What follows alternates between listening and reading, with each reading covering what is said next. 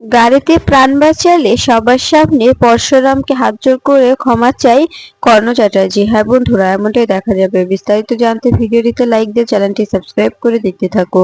গল্পের শুরুতেই দেখা যাবে গাড়ির মধ্যে যখন কর্ণ চ্যাটার্জি ও সত্যজিৎ মুখার্জির উপর অ্যাটাক হয় তখনই শিবপ্রসাদ বেরিয়ে আসে। শিবপ্রসাদকে দেখে খুশি হয়ে যায় সত্যজিৎ মুখার্জি।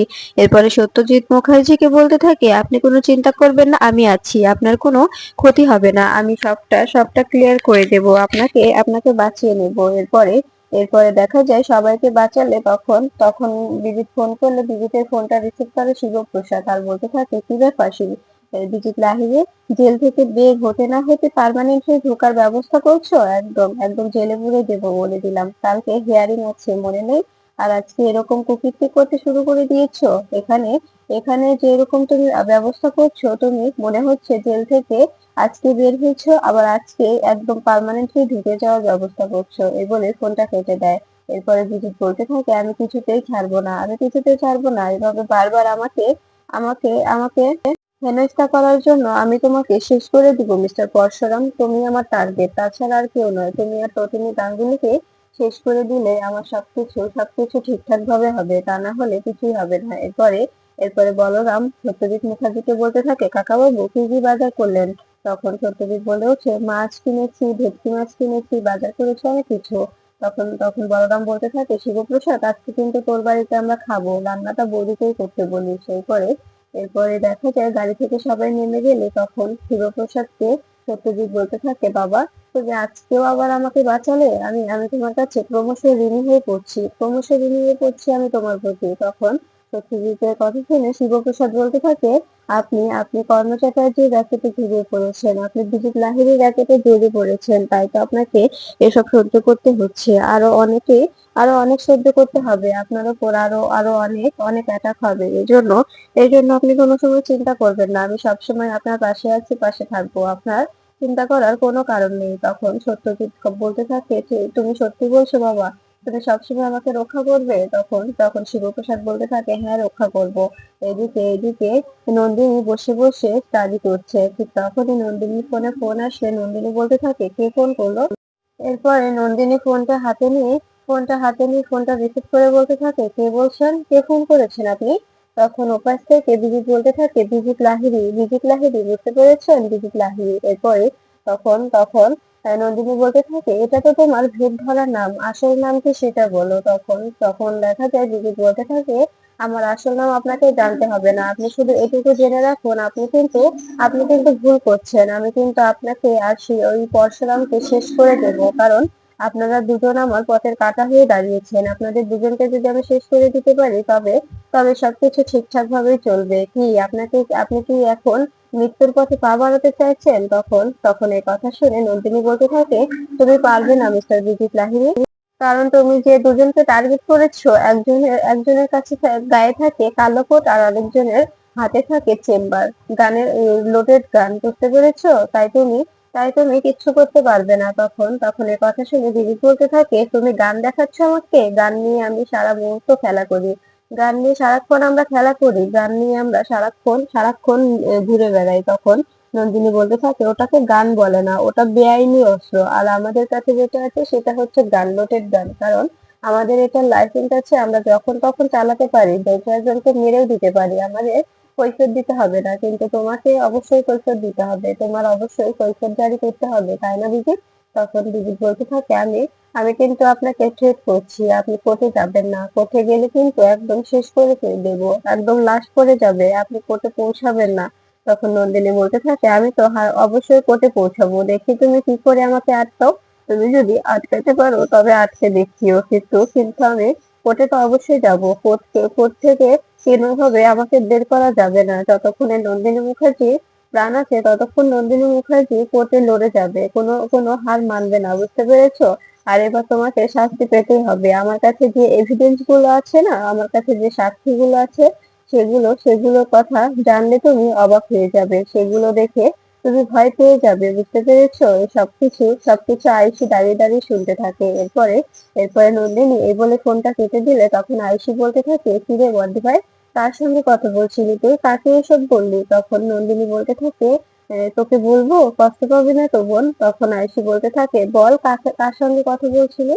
তখন নন্দিনী বলতে থাকে, বিজিত লাহিড়ী, বিজিত আমাকে আর পরশুরামকে ঠেট দিচ্ছে, আমাকে আর তোর জামাইবাবুকে ঠেট করছে। তখন তখন এই কথা শুনে আয়ুষী কাঁদতে থাকলে তখন নন্দিনী বলতে থাকে, কাঁদছিস কেন? তোর ওই ক্রিমিনালটার জন্য কাঁদছিস কেন বোন?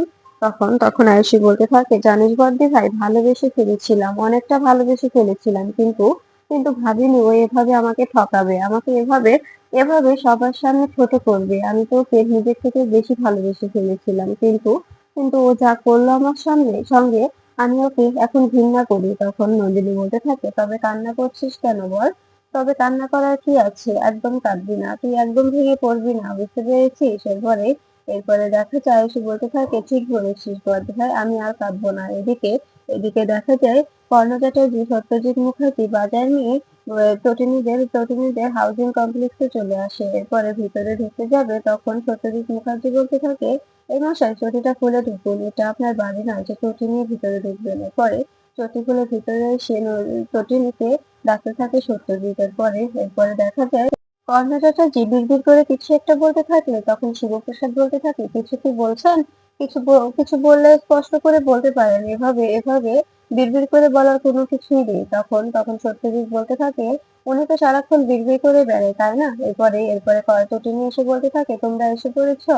তখন তখন সত্যজিৎ বলতে থাকে, হ্যাঁ রে মা, আমি নিজের হাতে বাজার করে এনেছি, তুই রান্না করবি আর আমি খাবো, আমি সবকিছু এনেছি, তুই যা যা বলেছিলি সব এনেছি। এরপরে দেখো যে এই কথা শুনে কর্ণ চ্যাটার্জি বলতে থাকে, হ্যাঁ আমি তো এবারে এবারে কাজের লোক, তাই না? আমাকে দিয়ে বাজার করানো হচ্ছে, আমাকে দিয়ে সবকিছু করানো হচ্ছে। ঠিক তখনই পিকু এসে বলতে থাকে, নিম দাদু তুমি এসেছো? তখন এ কথা শুনে কর্ণ চ্যাটার্জি বলতে থাকে, একদম চুপ করে থাকে, এসব কি বলছিস তুই? নিম নিম দাদু মানে? আমি কি নিম পাতা নাকি যে তুই আমাকে নিম পাতা দাদু বলছিস? তখন এই কথা শুনে সবাই হাসতে থাকে। এরপরে এই কথা শুনে শুভপ্রসাদ বলতে থাকে, বাচ্চারা যাকে যেরকম মনে করে তাকে সেরকম নামেই ডাকে, কারণ বাচ্চারা বুঝতে পারে যে কে কি ধরনের লোক। তখন কর্ণ চ্যাটার্জি বলতে থাকে, তুমি কি আমাকে পিঞ্চ করে কথা বলছো? তুমি আমাকে অপমান করছো, তাই না? আমি কিন্তু অপমান বোধ করছি না। তখন এ কথা শুনে কর্ণ চ্যাটার্জির কথা শুনে তিনি বলতে থাকে, ঠিক বলেছেন, অপমান বোধ করলে অপমানটা গায়ে লাগে, আর যদি অপমান বোধটা না করেন তবে কোনোভাবে গায়ে লাগবে না, নিজের আরো নিজের উপর কনফিডেন্ট বাড়বে। তখন কর্ণ চ্যাটার্জি বলতে থাকে, এসব কি বলছো তুমি? আমাকে আমাকে কেন এসব জ্ঞান দিচ্ছ? তখন সত্যজিৎ মুখার্জি বলতে থাকে, হয়েছে, অনেক খিদে পেয়েছে রে মা, কিছু খেতে দিবি না? তখন প্রথমে বলতে থাকে, হ্যাঁ খেতে দেবো তো, আমি তোমাদের অবশ্যই খেতে দেবো, এখন আপাতত চা আর বিস্কিট খাও, তারপরে আমি আমি অন্য কিছু বানিয়ে দিচ্ছি। তখন কর্ণ চ্যাটার্জি বলতে থাকে, শুধু চা আর বিস্কুট, সঙ্গে আর অন্য কিছু পাওয়া যাবে না? তখন পিকু বলতে থাকে, তুমি তো দেখছি সত্যি রাক্ষস, খালি খাই খাই করো। তখন কর্ণ চ্যাটার্জি বলতে থাকে, একদম চুপ কর, শুধু খেতে চাইলে কি মানুষ রাক্ষস হয়ে যায়? আমি তো সেভাবে খেতে চাইনি, খিদে পেয়েছে তাই বলেছি। তখন শিবপ্রসাদ বলতে থাকে, তা আপনি কি খেতে চান? তখন দেখা যায় একটি চাইনিজ খাবারের নাম বললে তখন শিবপ্রসাদ বলতে থাকে, ওইটা আর এই যে খাস্তা বিস্কুট ওই একই, শুধু ওই এখান থেকে আপনারা বড়লোকরা নাম দিয়েছেন ওটা, আর আমরা বলি খাস্তা বিস্কুট। এখন এটাই খেয়ে নিন, এটাই আপনাদের জন্য বরাদ্দ। তখন পেছনে বলতে থাকে, আপনি যদি চান তবে আমি আপনার জন্য নুডলস বানিয়ে দিতে পারি, কিংবা বাটার দিয়ে রুটি, আপনি যেটা খেতে চাইবেন সেটাই দেবো, কি কোনটা লাগবে বলুন? তখন কর্ণ চ্যাটার্জি বলতে থাকে, তোমরা সত্যি আমাকে এখন পিঞ্চ করছো। তখন তটিনী বলতে থাকে, আমরা আবার পিঞ্চ করলাম কোথা থেকে? এটা তো সত্যি, আমাদের সামর্থ্য যেরকম আমরা তো সেগুলোই খাওয়াবো, তাই না? আপনাকে আমরা যেটা খাওয়াতে পারবো সেটাই খাওয়াবো। অযথা অযথা এভাবে নিজেরা বড়লোকি ভাব দেখিয়ে তো আমাদের কোনো লাভ নেই, কারণ আমরা তো গরিব, আমরা তো বড়লোক নয়, আপনাদের মতো রিচ নয়। তখন দেখা যায় এই যে কর্ণ চ্যাটার্জি বলতে থাকে, শিবপ্রসাদ, আমি বুঝতে পারছি যে তুমি যদি আজকে না থাকতে, তবে আজকে আমরা এতক্ষণ এখানে দাঁড়িয়ে থাকতে পারতাম না, প্লিজ আমাকে ক্ষমা করে দাও, আমি অনেক অন্যায় করেছি, তোমার ছেলেকে বারবার মারতে চেয়েছি। এই বলে দেখা যায় তো শিবপ্রসাদের কাছে হাত জোড় করে ক্ষমা চায় কর্ণ চ্যাটার্জি। এটা দেখে অবাক হয়ে যায় তটিনী। এরপরে শিবপ্রসাদ বলতে থাকে, ঠিক আছে। এরপরে ভিতরে চলে গেলে তখন কর্ণ চ্যাটার্জি তটিনীকে বলতে থাকে, আচ্ছা তোমরা সত্যি করে বলো তো, কেন আমাদের এভাবে হেনস্থা করছো? এর পিছনে তোমাদের কারণটা কি? তোমরা কি চাইছো বলো তো? তখন তটিনী বলতে থাকে, আমরা কি চাইছি? আমরা কিছুই চাইছি না, আপনাদের আপনাদের শুধরাতে চাচ্ছি, আপনাদের আপনাদের শুধরিয়ে দিতে চাইছি যে মানুষের একটি জীবন আছে, সেই জীবনটা উপভোগ করুন। সেই জীবনটা যদি উপভোগ করতে পারেন তবে বুঝবেন জীবন কতটা সুন্দর, জীবনে কতটা হ্যাপিনেস দরকার। তখন এই কথা শুনে কর্ণ চ্যাটার্জি বলতে থাকে, ঠিক বলেছো, একদম একদম খুব ভালো লাগছে তোমাদের এই জীবনযাপন। তখন কর্ণ চ্যাটার্জিকে প্রতিদিন বলতে থাকে, আমি জানি যে আপনি মুখোশ ধরে আছেন, আপনি আপনি সবটা ভেদ ধরে আছেন, কিন্তু কিন্তু এই ভেদটা আপনাকে ছাড়তে হবে। আপনি যতই চেষ্টা করুন, আপনি কিছুতেই আমাদের আর ক্ষতি করতে পারবেন না, কারণ কারণ এখানে এখানে পরশুরাম আছে, আমাদের ক্ষতি করতে আপনি কিছুতেই পারবেন না। তখন কর্ণ চ্যাটার্জি বলতে থাকে, তুমি তুমি এসব কি বলছো? আমি কেন তোমাদের ক্ষতি করতে যাব? তখন প্রতিনি বলতে থাকে, আমি জানি যে আপনি ক্ষতি করতে এসেছেন, ক্ষতি করবেন। এখানে নিজের পিঠ বাঁচাতে শুধু এরকম করে নাটক করে যাচ্ছেন, মুখোশ ধরে আছেন, এর বাইরে আর কিছুই নাই, তাই না? তখন কর্ণ চ্যাটার্জি বলতে থাকে, আমি তো পরশুরামের কাছে ক্ষমা চাইলাম, পরশুরাম তো কিছু বললো না। তখন তটিনী বলতে থাকে, আবার চেয়ে নেবেন, দেখুন কিছু বলে কিনা। এরপরে দেখা যায় পরশুরাম বলতে থাকে যে, আপনাদের জন্য সবার জন্য চা নিয়ে এসেছি, চাটা খেয়ে নিন। তখন তটিনী বলতে থাকে, চাটা খেয়ে নিন, পরে না হয় ক্ষমা চেয়ে নেবেন চা খাওয়া শেষ করে। এখন চাটা খেয়ে নিন। আর আপনি যে চালটা চালতে চাইছেন, সেটা ভুলে যান, সে চালটা দিয়েন না, শকুনের চাল কিছুতেই আর ফেলেন না। তবে আপনি যদি বেঁচে যান, আর আপনার আপনার ছেলে আছে, তো একটা ছেলে আছে, ওর ভবিষ্যতের কথা ভেবে নিজে এখন একটু শুধরে যাওয়ার চেষ্টা করুন। এরপরে কর্ণ চ্যাটার্জি শিবপ্রসাদকে বলতে থাকে, কি ব্যাপার শিবপ্রসাদ, আমি তো তোমার কাছে ক্ষমা চাইলাম, তুমি তো কিছু বললে না, আমাকে ক্ষমা করে দেবে তো তুমি? তখন এই কথা শুনে সত্যজিৎ মুখার্জি বলতে থাকে, কেন আপনি ক্ষমা চাইছেন কেন? আপনি তো বললেন আপনি কিছুতেই ক্ষমা চাইতে পারবেন না, তবে এখন কেন ক্ষমা চাইছেন? তখন এই কথা শুনে কর্ণ চ্যাটার্জি বলতে থাকে, আমি নিজের ভুলটা বুঝতে পারছি, বারবার যেভাবে উনি আমাদের প্রাণ বাঁচাচ্ছে, এরপরে ওনাকে কিছুতেই অস্বীকার করা যায় না, কিছুতেই ওনাকে ওনাকে এভাবে দূরে ঠেলে দেওয়া যায় না। আমি তো ওনার কেউ নয়, আমি তো এর বড় শত্রু, তারপরে উনি আমাকে বারবার বারবার বাঁচিয়েছে, আমাকে প্রাণে বাঁচিয়েছে। এরপরে তো ক্ষমা চাইতে কোনো বারণ নেই, ক্ষমা তো আমি চাইতেই পারি, তাই না? ক্ষমা যেহেতু চাইছি, আমি জানি যে জামাই খুব ভালো মানুষ, তাই আমাকে ক্ষমা করেও দেবে। তখন সত্যজিৎ বলতে থাকে, একদম ঠিক কথা বলেছো, আমার জামাইটা একদম মাটির মানুষ, কিন্তু আমি বুঝতে পারিনি, এতদিন পায়ে পায়ে ফেলে রেখেছিলাম। বলে না যে মাথার ধন পায়ে ফেললে অনেক বড় বিপদে পড়তে হয়, নিজেদের পস্তাতে হয়, সেরকম হয়েছে আজ আমি যদি সেদিন আমার জামাইকে মেনে নিতাম, আমি যদি ওকে বুকে আগলে রাখতাম, তবে হয়তো বা আজকে আমাকে এদিন দেখতে হতো না, আজকে আমি এভাবে ক্রিমিনাল অ্যাক্টিভিটির সঙ্গে জড়িয়ে পড়তে পারতাম না, আমি নিজে একটা সুস্থ জীবনযাপন করতে পারতাম, কিন্তু আমার ভুলে আমি আজকে এভাবে এখানে দাঁড়িয়ে আছি।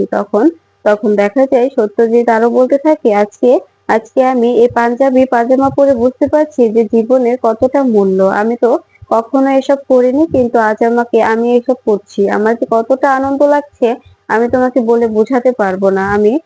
আমি তোমাকে বলে বোঝাতে পারবো না।